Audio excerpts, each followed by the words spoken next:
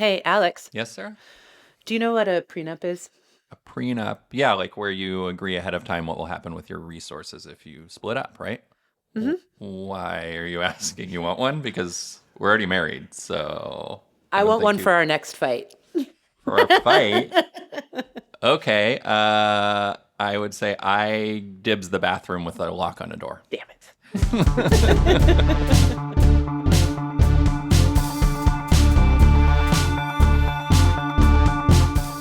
Welcome to Mistakes Were Made. We're a podcast about non-monogamy for messy people like us. I'm Sarah. I'm a queer therapist, parent, writer, and activist. And I'm her husband and co-host, Alex. I'm a breadwinner in our relationship. You are a Right? breadwinner. I just want it to be noted for the prenup how much bread that I'm winning. Yes. You have won some bread. 52% maybe or something there, like that. And I'm Jessica here producing. I am a breadwinner in my relationship, but my bathroom door has no lock on it. I've noticed that. Oof. And I'm like, Wow. how do they fight? I Right. don't even understand. Yeah. I mean, well, both of the other rooms in the house do have locks on the doors. Oh, thank God. And today we're here with our guest, Karryn Satchel, who is a poly, queer, therapist, researcher, and I was so excited to learn the first time we met, fellow anarchist. That's right. Yeah, absolutely. Thanks so much for being here, Karryn. Thanks for having me. I'm excited. So today we are talking about relationship safety planning, which Yeah. when I heard you say that the last time we hung out, it like blew my mind, which you probably noticed. I was like, what? Yeah, you did melt just a little bit. It's such a good idea. You were like, hold on, everyone, shut up. I need you to say that again. I am just like so excited to be talking about this. It feels like in our profession as therapists, and I think especially working with queer poly communities, often with like high levels of trauma, it can feel like we don't have as many tools to offer people as I want. And they're like, no, but actually help me. And I'm like, help you understand your suffering? And they're like, no, make me suffer less. And I'm like, right. Let's see. Well, there's hot baths and And you need to do all of this in 1 hour. self-awareness and oh God, you could put one of those rubber bands on your wrist and snap it when you have a thought you don't like. Have you tried screaming into the abyss? Yeah. But relationship safety planning felt like a tangible tool that could be actually really useful and helpful. And I'm realizing that there's some inside baseball here because maybe the first thing that we need to talk about is Well, so you were talking about it like where we were comparing it up top to a prenup, but like now I'm thinking that it's more like that emergency backpack that you have when you need to like when the earthquake happens. oh yeah. Yeah, Is it like emergency that? preparedness. It can be. Yeah. Yeah, that's kind of the beauty of the care plans is that you can make them for whatever situation you feel like you might need one, right? So like think about it when we were kids, your parents would like give a rundown to your babysitter, right? Hypothetically, hopefully. We'll talk about attachment in another podcast, I think. But like, hypothetically they had a care plan for like, hey, I'm like babysitter? right. You're like, I was, taken care of, but hypothetically, right? Which is also my point is a lot of us maybe didn't have parents giving these care plans to other parents or other adults. And so we had to figure it out on our own. But like, there was a list of like our favorite foods and like what to do if we got scared or like what time we needed to go to bed and et cetera, right? And so the idea is we never really grew out of that. Like we're all just little humans in bigger bodies now. So we still have care needs and a prenup is a type of care plan. Sure. Right? I mean, people don't think about it that way because it's often really held negatively, I think, as like, oh, this is a failure. And it's like, oh, no, this is actually quite beautiful. Like we're trying to hold each other in the space and the intention that we have right now and want to carry that through should our relationship need to change. And maybe it creates a little more availability for the relationship to change or the crisis to happen and to accept that it's happening because you have already made the plan. And so it's less devastating. Cool. I think also, we talk a lot about the romance myth and like Dean Spade's definition of the romance myth on this podcast. And one of the ways that I think it shows up really toxically in our culture is the assumption that well, first of all, that relationships are just born in these beautiful spaces of sunshine and light. And that's where they should stay. Magical. And we don't actually talk about how the purpose of relationships is to have people around you for difficult things. And so by our very, we're like mystifying the relationship by not talking about how this is going to get difficult. Yep. And that's why we're getting into relationships with people in part, is to like share joy, but also to share pain and support each other through really hard things. So what's our plan for when that inevitably happens? Yeah. I want to protect our cherished relationship, right? And I know that I'm a human that fluctuates on any given day of what I'm capable of.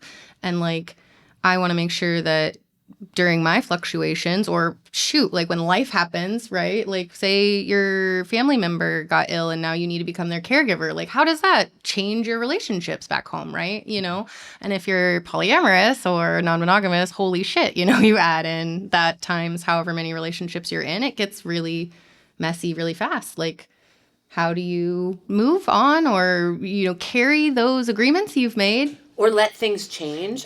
Or even one of the things that I really loved about when we talked about this the first time was the recognition that sometimes you'll be in an intimate relationship that is in a difficult place. And our instincts, I think, because of attachment trauma might be cut and run or just enmesh. Like lose all your boundaries in an attempt to get us back to a good place, because anything that isn't a good place or severing feels too dangerous and hard to tolerate. So I really liked the safety planning idea because it acknowledged that in-between space, that window of tolerance that we want to expand, is actually where a lot of relationship happens. Right. And that we go through things that have long timelines. And how do we stay with ourselves and each other through that? Yeah. I mean, like, I don't know about y'all, but I've had to work really hard on just kind of eradicating the idea that I'm a burden.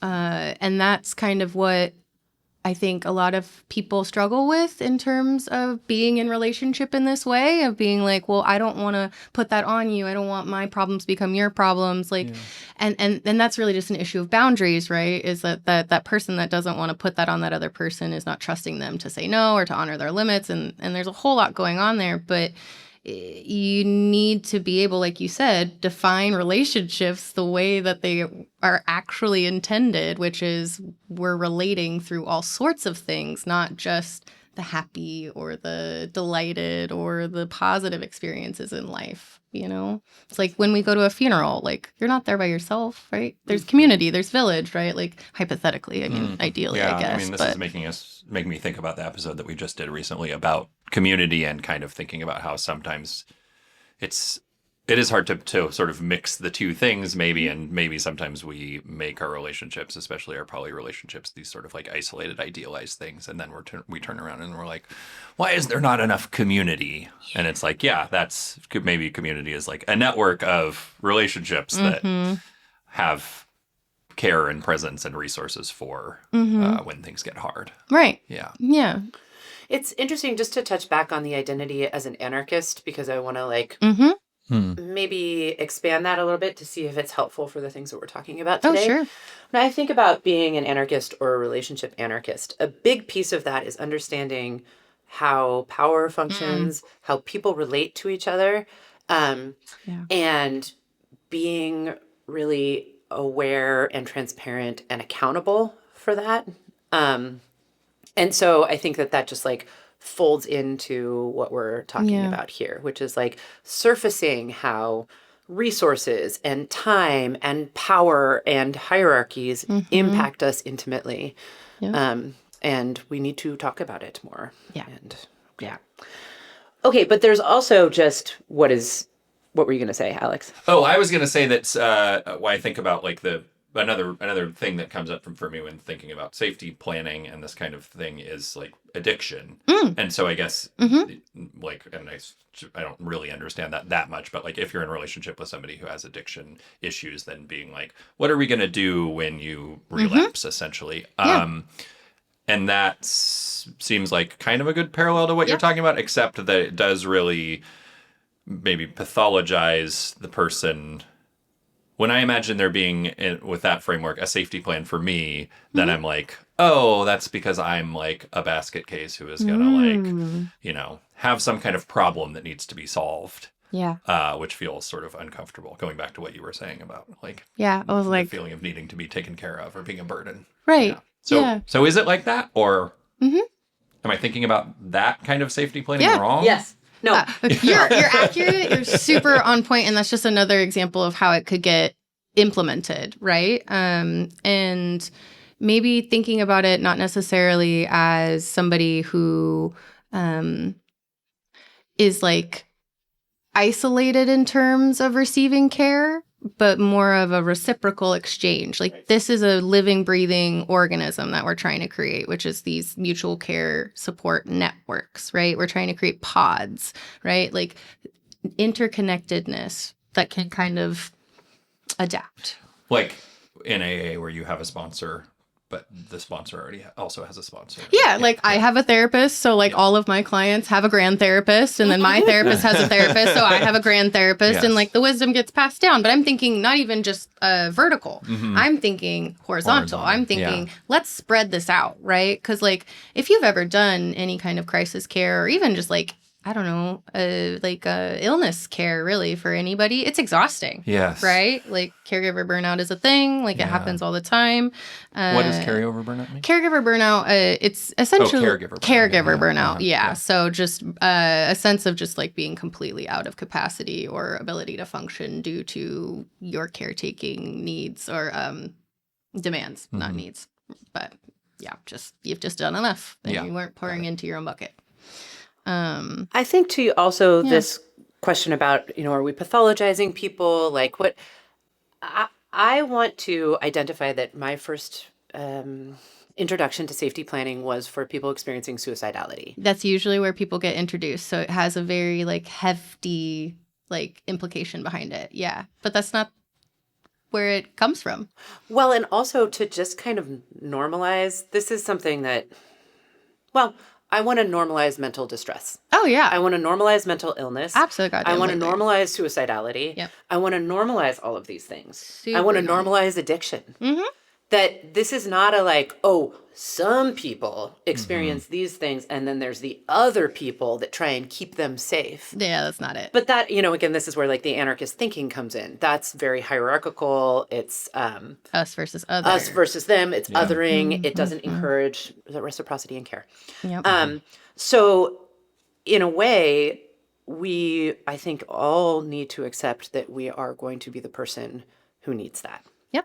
And maybe it's because you have mental health challenges. I definitely fall into that category. Maybe it's because you have addiction issues. Yeah, maybe. Many people fall into that category. Maybe you lose your job.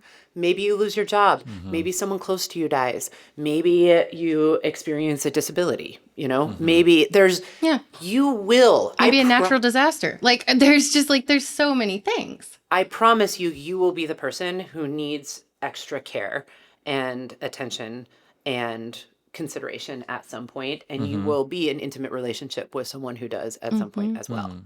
So is it just as simple as thinking about the difficult outcomes or events that there might be and like planning for those? Yeah, that's a really simple way to think about it. Like a lot of people put some pretty like scary, you know, anxiety producing emotion behind this idea, but like it just is like, let's be intentional about what could come up here and talk about what would be better for us to try and do when those things come up, instead of us both being like, well, fuck, we're in the middle of this crisis and I'm just making it worse.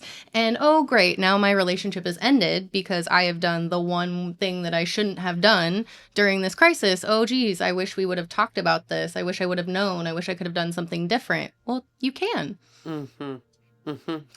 Yeah, and it makes me think about experiences that I have had with folks in community who had like acute struggles and how this is like a mistake of mine is maybe what I would say, is when you're really close to someone and they like struggle with addiction or with mental health crises, every time you get through one, you want to believe it's not going to happen again.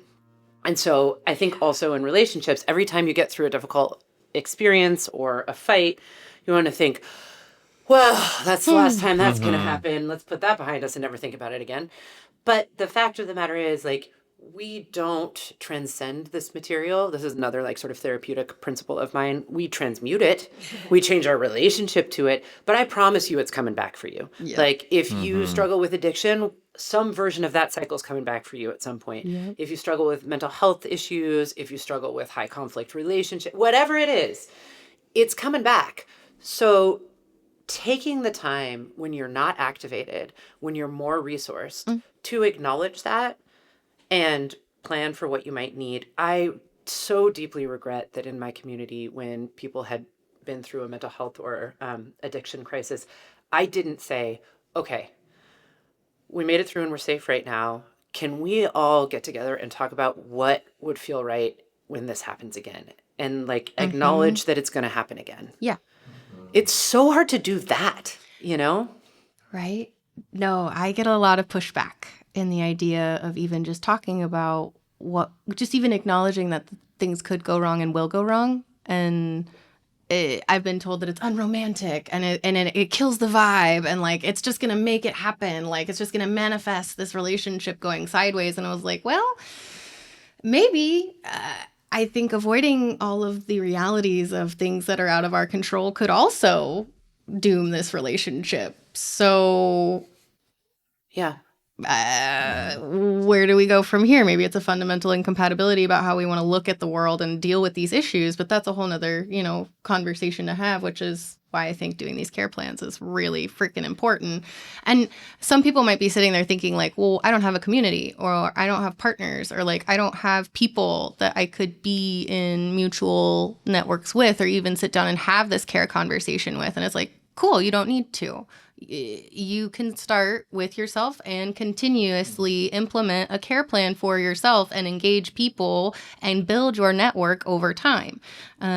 Your piece of it is being aware enough to know that like you have needs and that's normal and nothing to be ashamed of, and that if you can ask for your needs to be met and it's okay, it's not catastrophic.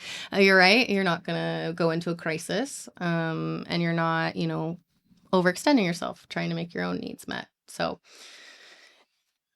do you have an example, or could you talk us through a little bit like what a care plan looks like? Like what is like it? some of the things that might be involved. Yeah. Yeah. And is it like on a piece of paper? Yeah. Is it in your mind? Yeah. Do you want to do it in like a sense of like a romantic context, like what you would do, like a life event, how I imagine that going? Yeah. Yeah, that makes sense. Yeah. For sure. So like say you're with a romantic partner for some amount of time, and you guys have decided that maybe this person has kids that comes and stays with them in the summertime, and that drastically changes your partner's capacity. And the last time this happened, your guys' relationship was absolute shit. So you sit down and you're like, hey, we need to talk about what are the most important things that we want to continue to have during this period of changed capacity. That list could be a lot of different things. Usually communication is a big one. What is it going to look like? How does frequency change? What does the context look like? What is the mode of communication? Do we want to have it be spontaneous? Do we want to have it planned?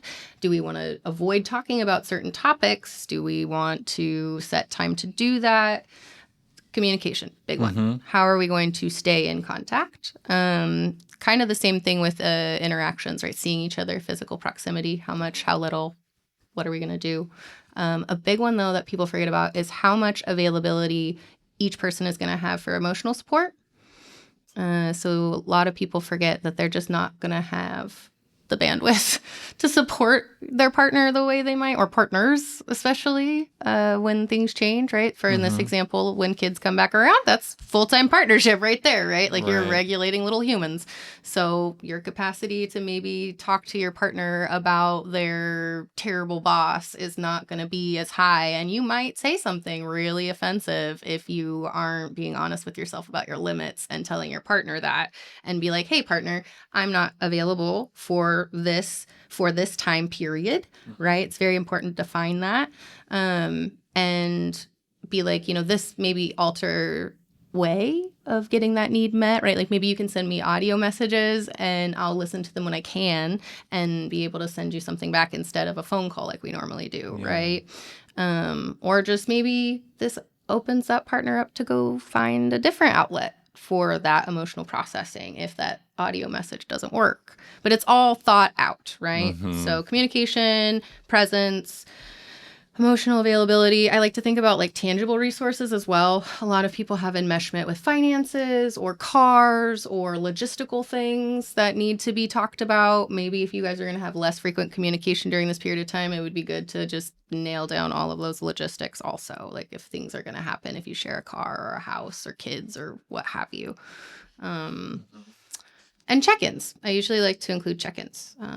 This is not a do it once and never change it kind of plan. It's an iterative thing. So like if you get a week into it and you're like, I fucking hate this. This was a really bad decision. I thought I could do it and I can't. I need more. Fuck.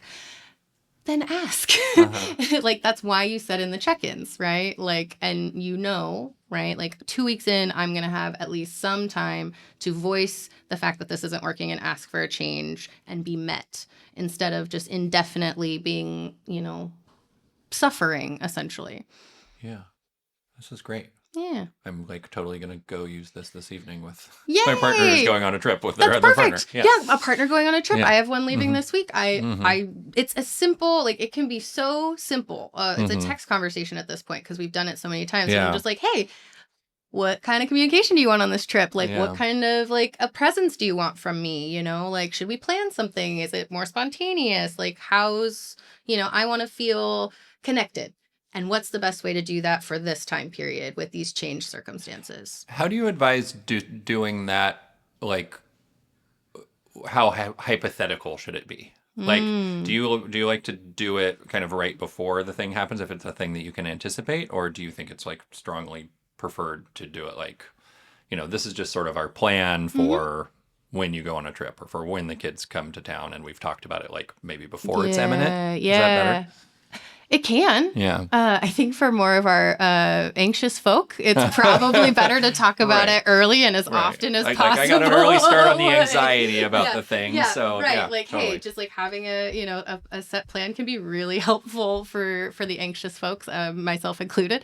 But then on the other hand, maybe your partner doesn't go out of town very often, and so it wouldn't have made sense to talk about this, you know? So I think maybe certain types of care plans you should talk about in the beginning. Like I do exit clauses, kind of like a prenup with most of my, you know, intended to be entangled, romantic, serious, big R, committed, long relationships, whatever that may entail.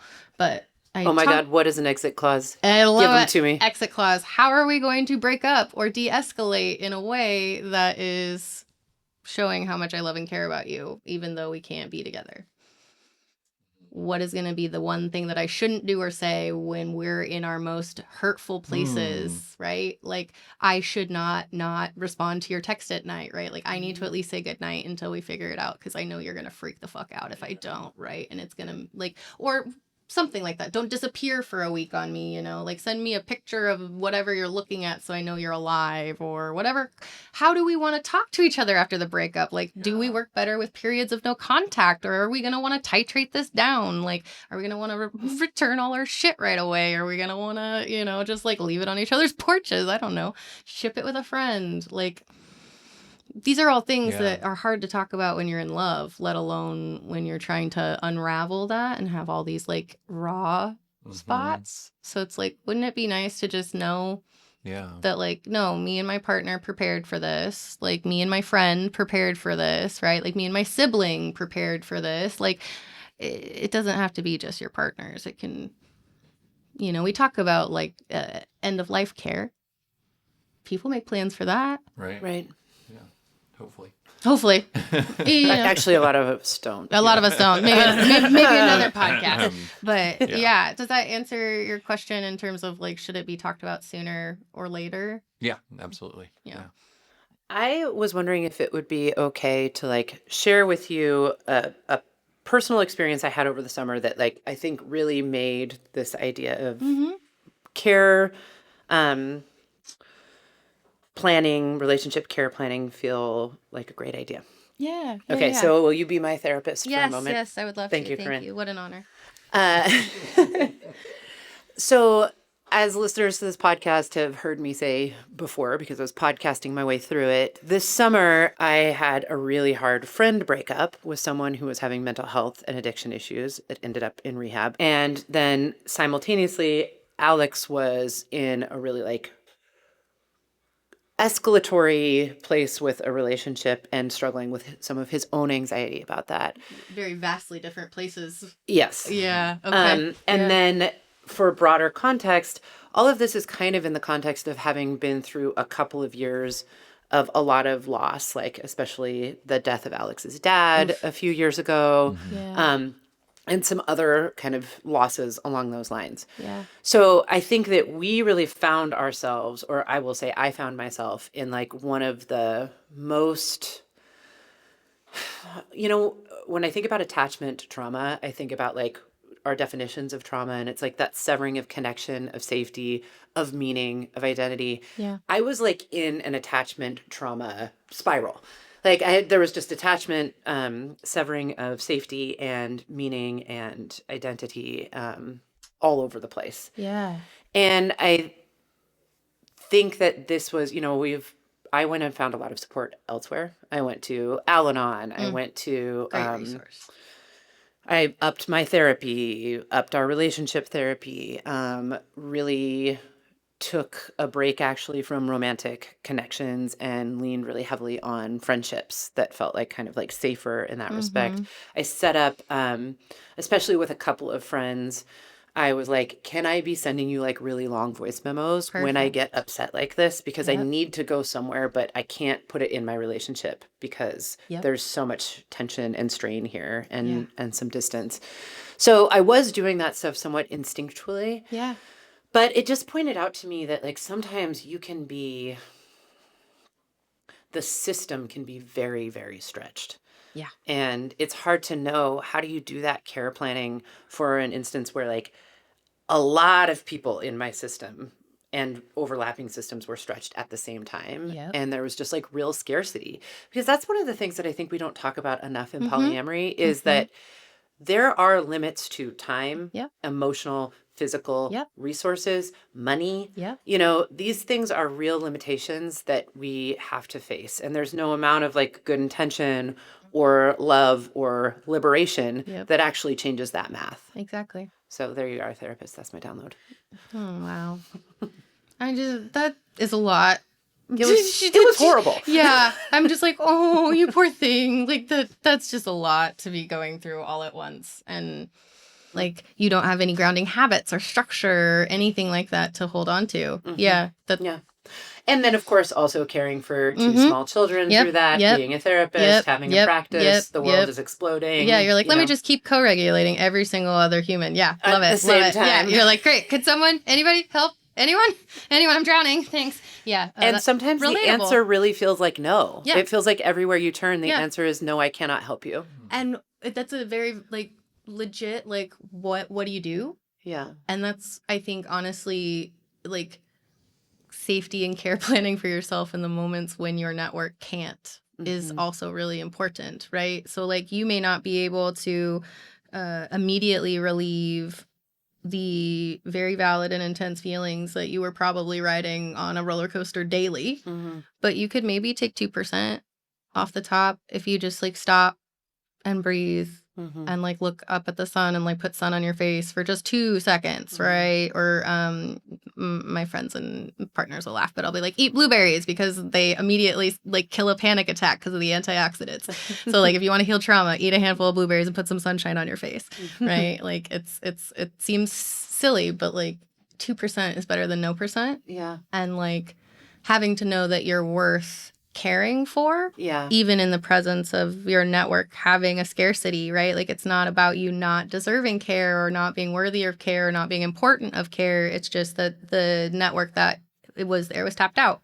And maybe being like, hey, pod of 4 or 5 people that we have acquired to, maybe we need to expand this and have some alternates, right, for next time, right? Or maybe we can do very, very, very small, low effort gives, right? And maybe pre-thinking about what those are before this comes up and making a list and assigning like who's willing to do what, right? Like if someone's going to the grocery store, who's willing to grab a couple extra items, and if you need it, just put it on this list here and we'll just do it, right? Or like if you need someone to come over and just hang out with your kids while they're asleep so you can just like not be hypervigilantly aware of another human for a minute, great. Someone can come over for an hour after they're in bed so you can just get the fuck out, right? Or like this is why I also think it's so important that people with kids are friends with people without kids and vice versa. This is just like structurally a we need each other. Problem we have in this society is that people group into kids and not kid groupings,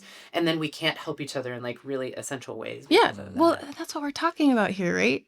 Is rebuilding the lost villages. Like we wouldn't have to explicitly make these plans because we would have all just been interacting with each other without these boundaries of the nuclear family. And we would have known that like so-and-so needs a break because we can tell. And like, we're going to take the kids and you're going to go pick something over there and just chill out, right? Or like, hey, I'm going to have the kids with me over here for this day. Or like, even like I can just tell you're just having a mental health day, right? If you have no kids and maybe spending some time with kids would be something that would bring you joy, right? Like there's like all this symbiotic like potential that a lot of us are just cut off from. And I mean, that's structural, right? If we want to talk about anarchy, right? Like there's a reason why those structures were put into place, right? To disenfranchise us, to disempower us, to make us feel helpless, right? And make us internalize this feeling of failure. And scarcity of care. Scarcity of care. That or scarcity resources. of care feeling, I think when we talk about jealousy, we had our workshop last weekend. And we were talking about different types of jealousy. And I've actually been having this conversation with a lot of people. One of the ones that like pierces people's hearts the fastest is like any kind of intimate care. The like having food made for you, like cleaning your house, any act of service, any kind of attuned care. It feels so scarce. And like it going to someone else feels like it won't be available to you. And there's like, I really do think that that is like, it's cultural. Like we are inside a system that is fomenting and cultivating that feeling. So that we're always a little bit dysregulated. I bet that's like related to the nuclear family kind of too, because like your attachment figures are also kind of the only people who do that stuff in a nuclear family situation. So it's like, if you're not getting it there, you're not going to get it anywhere. And then your romantic partner becomes your mom or whatever. And then if somebody else comes in and bees your mom, then you're like, uh-oh. I also wanted to say that little tiny things can be so helpful in those moments. Like I had a friend, I mean, first of all, Jessica, who I think was absolutely it's awkward that she's here. Critical to me because after the kids went to bed, sometimes I was like, I have to talk to an adult about my feelings. And Jessica, you were so amazingly available for that. And I really appreciate it. Thank you. My mic went. Just stony silence. Talk about this later. Which is an incredible advantage of living with other adults. You know, that you were downstairs and you could be available, you know, physically and logistically. Also, my friend Madeline, during that period, just took to texting me in the morning and asking me how I felt. Perfect. Which, like, it's amazing. I didn't need, like, a massive gesture. I just needed to know that people cared how I was feeling, and they were a little bit worried about me. That you mattered. Know? And that I mattered, and that my feelings mattered. And I wasn't only in relationship to people because I have some service to them or, like, provide some service to them. You have more worth, I want to make a sad observation. This is bringing up for me that, like, I think that I feel comfortable in my romantic relationships in asking for this kind of care and sort of expecting it. And outside of those, I really don't. And like, even when I have like made an effort to sort of develop reciprocal relationships of care, especially with other men, it's like, I feel when I draw on that, I really feel the weight of it. And I'm not like, and sometimes almost to the point that it's not worth it because later I'm going to be like, oh, I didn't hear from this person Oh, yeah. for a while. And like, was that because I asked them to do that for me? Oh. Yeah. And it's just like rough. I'm sure that a lot of people, hopefully, I mean, not hopefully, but a lot of people probably struggle with it, They do. with that feeling. And it's hard to, like you were saying about being a burden. It's like, even if you have inside romantic relationships gotten to the place where you're like, we know that this flows back and forth and we take care of each other kind of in turn sometimes. Yeah. It's hard to expand that beyond that We're circle. conditioned not to. Yeah. Right? I think you said that, like, you have the nuclear family, right? And, like, you're supposed to stay within that, and, like, your partner becomes your mom, right? Well, what about the outside messages that say moving outside of that structure, don't do it. Mm-hmm. Right. Don't go seek any kind of attachment outside of the home. That actually makes you a bad partner, bad spouse, bad parent, bad person, right? Well, and then if you're poly, then you're like, oh, I'm going to step outside of that. I've like broken that boundary. But then maybe what I'm observing in real time is that you break it only in one very specific way and just replicate that same thing. And so, yeah, I have 2 or 3 people that I trust in this way that I do this with, but that's like almost the definition of the romantic relationship. And then I don't do that with anybody else. Right. What about romantic relationships that don't have that element of care? Like, as a relationship anarchist, like, I don't assume that that's going to be a part of something that somebody wants to do, right? And especially since I date men. Yeah, I was like, there are a few persons of a select gender, perhaps, that maybe need a little bit more coaching in the avenues of care. I work with men.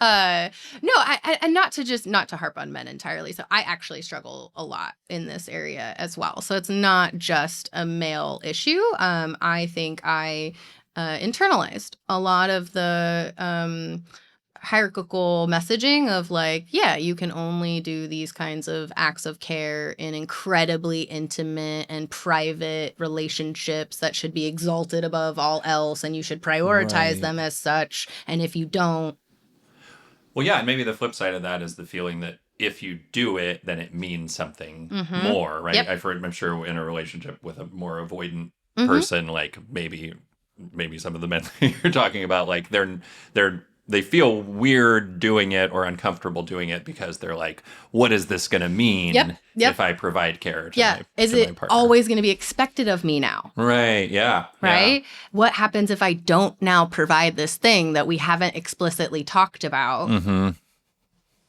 Yeah. Wouldn't it be great if we could have some buffers or some parameters around what I am willing to give out of, like, just off the bat? Like, I am willing to provide you emotional support in these circumstances under these conditions, and I won't be available for other kinds of support like this or this, and how freeing that could be for you to just know that when you go to that person, you can trust that they're within their boundaries already, like, because it's already been talked about, and they're not pressured to say yes to you, or that they just couldn't say no and they just ghost, right? Because we've all been there, right? Where somebody just can't say no and they just don't say anything. Yeah.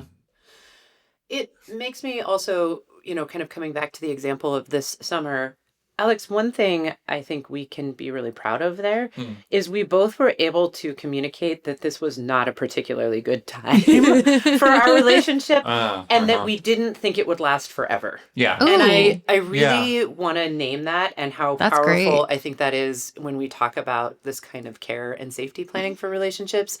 Being able to acknowledge that we are going through a tough period and it's likely going to last for a while, but it won't last forever. Yep. And that we are both in agreement with that. I think that helped me feel a lot safer, and it helped me be able to almost like positively take advantage of the growth opportunities there. Right. And then it ended up being sort of transformative for our relationship, because just being able to like recognize that and say that we, this is a temporary thing that we're going to transcend is maybe like, or get through, is maybe indicative of, or was like some disentanglement or like addressed some enmeshment, right? Can I ask a question about Yes, that? please. Yeah. What did y'all how did those conversations go? Like, how did you arrive at the like conclusion that like, oh no, our relationship's just not in a great place right now? It was pretty obvious. Yeah, right? Yeah. But like, sitting down and having that conversation and then not blaming the other person and just being like, it's us against the shit circumstance. And like, what conversation, like, what did that look like? What did you guys talk about? Like, did you change your communication or expectations of one another for that time period? Like, I'm because it curious. sounds like a care plan almost. Yeah, I'm curious what you'd say. I would say it was hard earned for sure, and it was like a lot of like conflict and then resolution of that conflict, and then like maybe resolving that conflict with some like accountability, personal accountability, and framing, and like I'm thinking of ways that you did this more than that I did maybe, but being able to come back and be like, okay, here's what happened, and here's like was my piece of it, and here's what I want to kind of change. Yeah, I would say that some of it was just like circumstantially so dramatic that you couldn't really blame each other. I'm like, wow, what are the chances that this would all be happening in the same 3 months? And maybe having a piece of it be a thing that we were at the same time as us doing individual things, we were struggling with a thing together that sort of implicated us both. And I think that in some ways brought us together because we could be like, well, and this thing is fucked over here. Yeah. But I also think that we both were able to communicate a few things. Like I really appreciated the limits that you communicated to me as much as I sort of hated them. Oh, where it was just, you were just like, I know that it's not fair to say that we can't talk about this right now, but I literally don't have the capacity to do it without shutting down. And I was like, beautiful. That seems true. Yeah. It's like, whether or not I like it, I think we have demonstrated that that is true. Right. You don't have to like it. That's the thing. Yeah. And like, you don't have the capacity if you don't have it. That's care planning right there. Like you were doing it. Yeah. And you also told me my hope is that it isn't always the case. Oh, You know, and I you like left the door open. Yeah, and that just like, it's kind of all I really need. And I naming think. the unfairness of it, right? Like, I know this isn't a compromise that is good for all right now, but like, I just don't have it. Right. Which is why you need a care plan, is for in moments like that, what happens? So that it's not happening when you're activated or in the different, because So the feeling that comes up with me in those situations and setting those boundaries is like it's very not okay for me to be doing this, and like there's going to be like catastrophic consequences if I name that I don't have capacity or something like that, which sounds in my like rational mind, that sounds crazy, and like of course you would be able to do that when you say it, but then when you're in the middle of the conflict and you're activating and your nervous system is going crazy, then you're like, oh, and if I exit this conversation right now, then that's it. That's the end of everything. Right. Yeah. I think also it was good modeling for me, because then that helped me be able to say to you, like when you wanted to process what was happening in your other relationship, I was like, well, I can't hear this then, right? Yeah. Like we can't, if you have a boundary about my anxiety about this, then I have to have a boundary about information. Yeah. Like there is a relationship here and we both get to name that. You changed the conditions under which you communicated. You adjusted the expectation to make room for your connection first. Yeah. And that idea that it will change again. And this is where like anarchism is so much about change. And I just think that when people don't recognize that when we talk about it as a political philosophy, but it's this idea that change is a constant and power should also always be changing and relationships are always changing and the environment is always changing and your body is always changing. And how do we like build capacity and connection around that idea?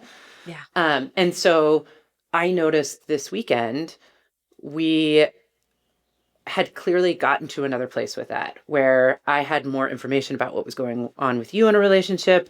I was mostly able to process that without getting anxiety. I got a little bit of anxiety. I shared it with you. You were able to hold it. And I was like, it was kind of like a couple of tablespoons full. It wasn't like the box loads that I think we would both hope for, but it was like kind of proof of concept that we had gotten somewhere else with that. Well, we know all learning, right? If you overwhelm it, it shuts down. If if you don't stimulate it enough, it doesn't get started, right? So you got to find like the sweet spot for like, okay, what is reasonable, right? What can I do successfully here, like right? that window of tolerance that you're always talking about, right? Yeah, that pesky window. Always talking Always. Yeah, always. I am Window always tolerance. talking Yeah, always.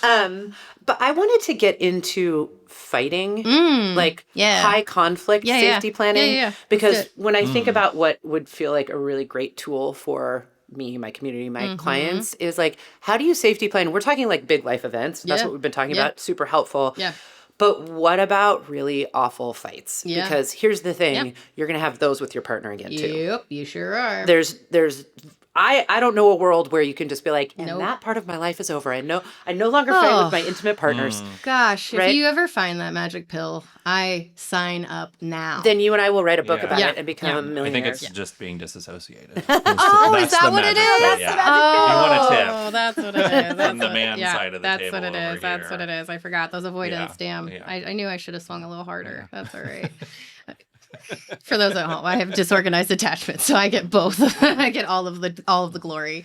But no, that's a very valid question, right? Like, how do you do this on a more granular level, and like when things are really heated, right? Like, when attachment wounds particularly get triggered, like we all probably have been there, myself included, where all of a sudden I feel like my body has been hijacked by teenage me, and I'm like, what the fuck am I doing and saying? And oh man, this is gonna be bad. First step, do you know what to do for yourself when you're like that? Do you know how to pause? Do you know how to just stop? Yeah. I love that. I love that that's where we've started. Do you know how to just stop? It's like if you Sorry, go ahead. can just recognize the beginning of that activation. We were talking about this in the workshop, that getting into your body enough that you can notice when that's bubbling up.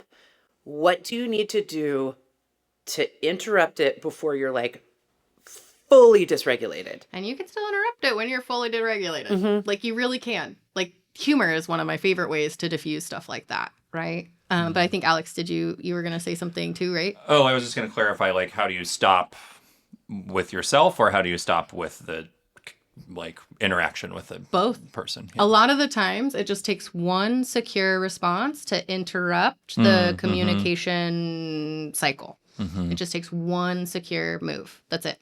And it could be any partner. And honestly, it's probably going to restart a couple of times. And you might take turns being the person who is the secure breaker, right? Or wedge in that cycle. And then you might get re-triggered. And then there you go, right? Yeah. Like, this isn't just a one and done kind of thing. What's an example of what that might sound like? If you've got two triggered partners, right? And one person has the presence of mind, can pause, take a breath, leave the room for a second. I'll go really quiet. And I had to explain to Alex, I'm like, when I'm going quiet, I am not punishing you. It's because I'm just like Trying to chill the fuck out before I do a bunch more damage that I actually don't want to do and need to do. Right. That I don't want, like, it feels bad, right? It like, feels it's bad. I don't want to do my that. values. Right. I don't want to act like that. Yeah. So- So how do you do it? Once you're there, what does it sound like to have a secure response? So like this triggered partnership, it's like we're yelling at each other. We're saying like, you did this and you did this and you're not listening and you're not listening. What does a secure response sound like? Can we just wait for a second? My heart rate is insane right now. I just need 5 minutes of quiet before I can even hear what you're saying. Can you do that? Can you give me 5 minutes of quiet? If you can't, then I'll go sit in the car, because I know I'm going to say stuff I don't want to say if we keep going like this. I know I'm not okay. I know you're not okay. I don't want to fuck this up. Yeah. That's great. I love that. Yeah. Yeah. I also, one thing that I think can be really helpful from a safety planning perspective is putting boundaries on your fighting, intended boundaries, right? Yeah. So one thing I'll talk about with my clients, and Alex and I talked about, I would say years ago, when like we were in higher conflict around polyamory, we are not talking about ending our relationship when we are fighting. Absolutely goddamn not. Yeah. Never. Absolutely not. And Nope. that's not happening. Nope. If we need to have a talk about the possibility of our relationship ending, we have both agreed that happens when we are not fighting and we Exit are not clause. activating. It's an exit clause. Mhm. Yeah. There's a safety Yeah. clause right there. We've already agreed that that is not something we do here. Mm-hmm. Yes. So you can feel safe operating knowing that that's not going to come up. So I call this fair fighting rules with my couples and moresomes. What are the rules of engagement? If you think about fencing or MMA or literally, I think about fencing all the time. I think about stabbing people all the time. What are you talking Yeah. about? It's the only way to get through the society. But if you think about even the most like violent spectacles of sports, they have rules of engagement. And if you go outside those rules of engagement, you're done. Like everything stops. We're not playing the same game anymore, and people are gonna get hurt. Yeah. So fair fighting agreement number 1, we do not use ending our relationship as a manipulation tool during a fight. That's right. We just don't. We also, another thing that comes up, and I'm saying this because I know this comes up for people, is don't threaten to hurt ourselves in a fight. We do not use self-harm as a way. We can express those feelings. They're very real. They're very like normal and rational. And like, of course, you're just trying to express pain. We do not project those onto another person ever. Like, we can ask for their help. Yeah. Yeah. I think another thing that is really important not to do is to stonewall, to just disappear. I think a lot of people, and I myself have been guilty of this because I didn't know how to communicate otherwise. So it's not to shame anybody, but like being in that period of unknown is also incredibly damaging to your connection. It just starts to disintegrate it the longer you leave that unknown there. You mean being stonewalling on one side, like not sharing what's happening? Yeah. And it may be unintentional. Like stonewalling gets a bad rap, honestly. A lot of people think it's on purpose, but it's not. Yeah. Like you can be wanting with every fiber of your being to say something, but your body is saying, no, that's life or death. You will not. Yeah. Yeah.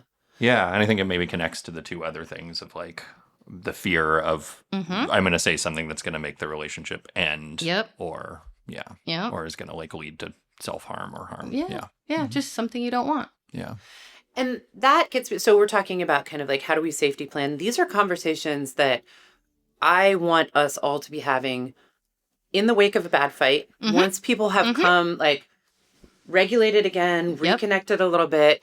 I want it to be like normalized in our culture that we don't say, well, let's put that behind us and hope it never happens again. Not with me. Right. But let's take this as an opportunity to talk about like, what did we notice happened and how do we want to like care and safety plan for the next time it happens? Well, I mean, we do that, I don't know for people who are familiar, but in kink, BDSM, right? You debrief after a scene. Yeah. You talk about what went well, what didn't go well, what could we do differently, what feeling did you want and not have, how could we maybe, like you game plan. It's like, why are we not doing that for just like our day-to-day romantic relationships, Yes.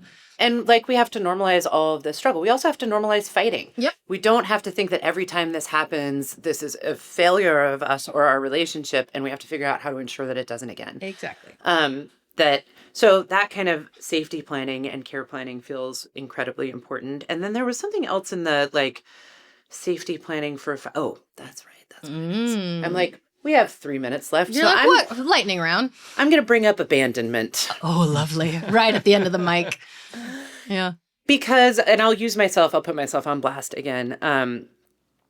I think what gets activated for a lot of people, whether we're talking about acute fights or we're talking about difficult relationship circumstances, all that we've kind of like touched on, is that we will be abandoned or we will be accused of abandoning. Yep. So it just makes me kind of curious. It made me realize, like jealousy, I don't think abandonment is a word that we actually define very well. No, we don't. What do we mean when we say that? And how can we do a little safety planning around that concept, whether we're talking about acute fighting or we're talking about sort of big picture relationship struggles? It could be even as small as, what do you do to maintain connection when your partner's going on a date?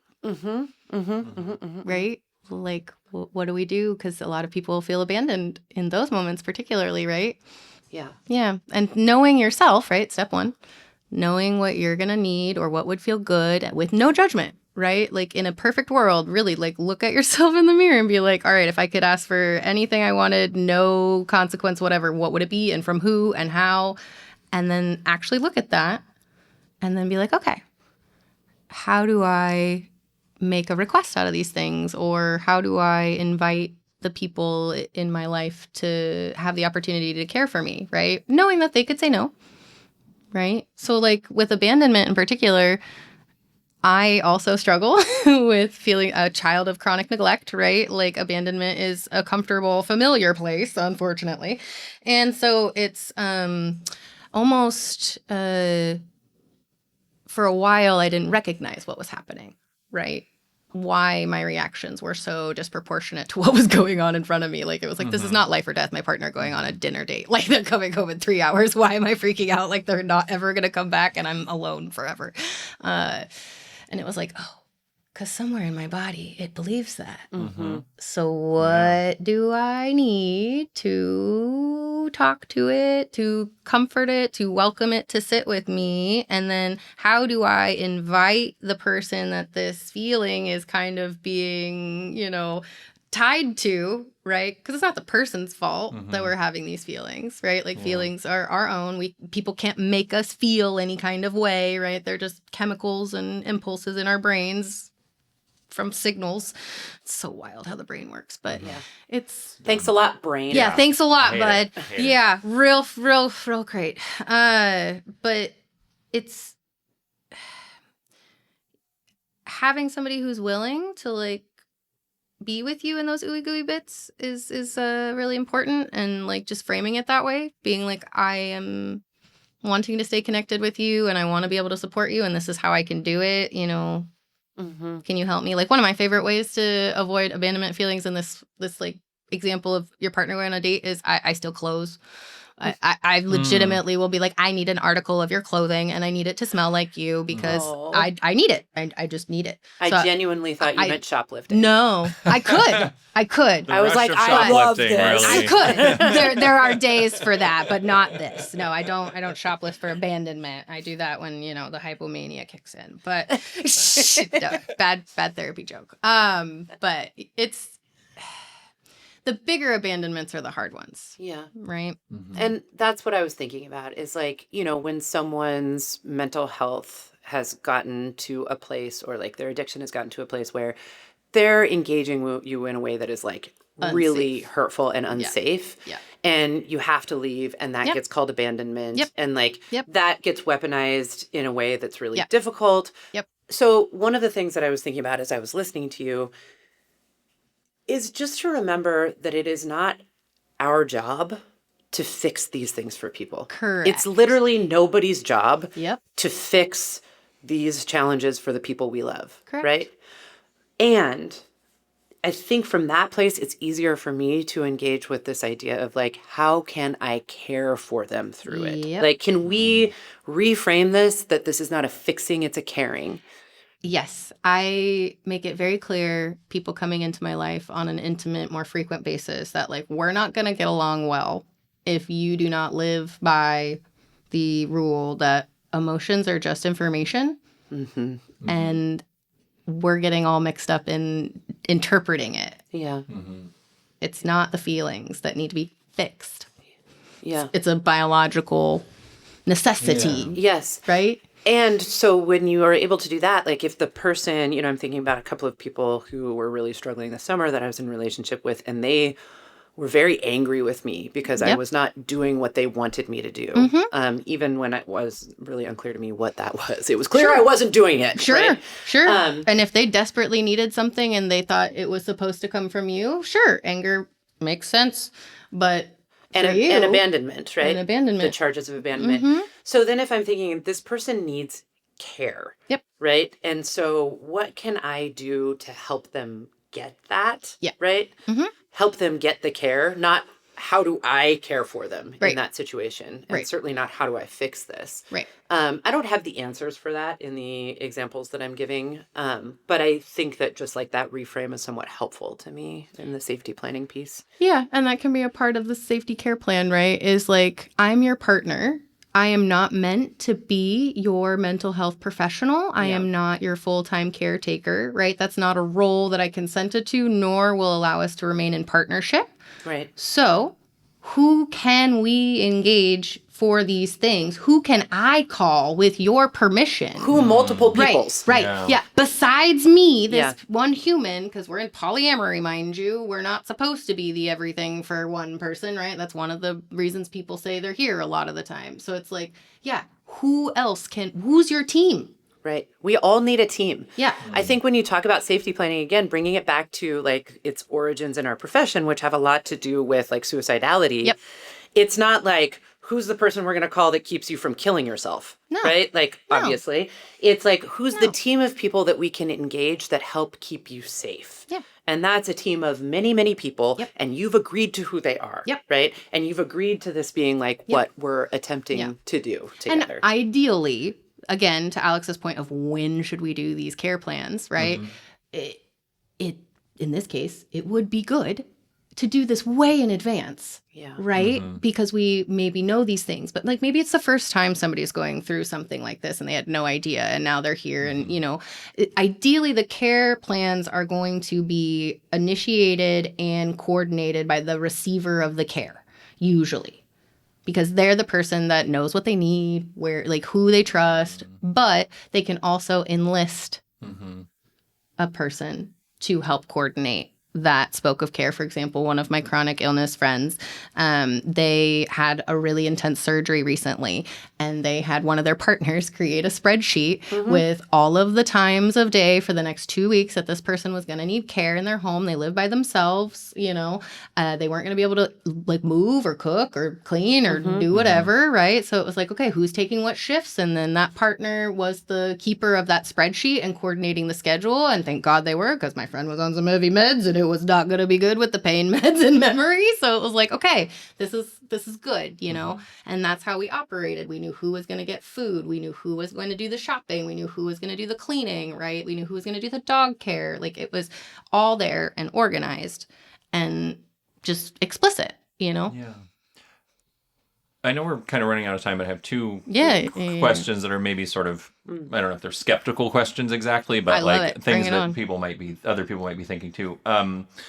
One is like, what do we do? How do we approach this in a relationship where it feels like the needs are imbalanced, which I think is pretty common, right? Love I think that a lot of people would describe their relationship and be like, we're both in it equally perhaps, but one party has a lot more needs, and they're kind of like the problem person. Ooh, or like, they get labeled that way for sure. They can self-label that way too. Yeah. So that being common, like, how do you kind of think about that? Like, I'm going to be the person who's going to like need all of the care, and then my partner is just like, you know what, I'm fine. So we can like do a care plan if you want to, but there, you could see how there could be an imbalance there. How do you kind of like think about that? Like, we're going to need a whole nother podcast to talk about that dynamic. It's a system. Yeah, that's the first thing I would say. That's a system. That's a system. Yeah, there's a benefit from the over and under functioning that's happening there, right? Both people are party to that, even if it seems like they're not, right? And the person who's saying, I don't need anything, actually, I doubt that highly. However, it's trusting their no. It's that simple. Yeah. Know that they're saying, I don't need this? Or that they can't provide. Yeah. What if they act like they'll do whatever you want? Yeah. But they don't need anything. So it's not like they're not saying no. Yeah. They're just saying, whatever you need, babe. Which is much more common, I think. Yeah. That is a problem with not having a self-care plan. You are not considering yourself as a person who deserves care. You are not considering your needs, wants, bandwidth, capacity. Yeah. Or what if you're just like, I'm going to just take care of myself? Like they do have a self-care plan, but they don't ever ask for anything. And so it's hard to ask them for anything. Is that a problem if you don't want to ask them for anything? Because here's the thing. Trust their no. You can ask. Right. They're going to say no. That's right. But what if they say, okay. No, this is great. I love the what if. I love the what if. This is great. Yeah, we can play this all day. Alex and I think, come from very similar cultures, which is to say white passive-aggressive cultures. Yes. So yes, let's just yes. get Come on, right Karryn, up let's- in there. Don't erase our culture. This All right. is not a culture where people say no. This is a culture where Yes. people say yes and then bury And then their abandon you. resentment and burnish it into like hot little coals buried deep inside of them that come out when they cheat on you. Oh gosh, that sounds really painful for them. That's what happens. Yeah. Yeah. Well, I'm aware. I come from a long line of passive aggressives. Oh, we miss you at Christmas. Why aren't you here? Because I hate you. Right. But it's fine. And actually, I don't think you invited me. Yeah, like you invited me through my parents for the third time this year. Love that. But, sorry, Auntie. Yeah. She ever listens to this. No, it's more like why are you feeling the need to manage that person's resentment and their inability Right. to just be honest with you? It's almost as though the challenge is, and I've seen myself on all sides of this dynamic, just to be clear, I am like, I've got PhD level passive aggressive tendencies over here. Yeah. You almost just have to accept that you may be in a relationship with this person where they are on the part of their journey where they are doing that. And where you might just have to let them do it. Where they're doing what? Not being honest with you about their nose. Oh. It's like... Or about their needs. I Or think about that's their more needs. what I'm thinking of. And it's not your job to fix it. Yeah. And it's just like that, whether or not one can tolerate being in the ambiguity of that is a question that you have to ask yourself. Ding, ding, ding. Yeah. I'm actually like going through the situation as you speak, where I recognize that I had a partner who I needed to de-escalate with because I was aware of them acting outside of their capacity and saying that they didn't need anything when they clearly did, but wouldn't ask or felt like a burden or felt like they had to figure it out all on their own, et cetera, et cetera, et cetera. But it became a power imbalance very quickly because it was, hey, I'm asking you, can you do this? You say yes. It's clearly a no to me because I can see what's going on, but I'm going to trust you because I only engage in relationships with people I trust.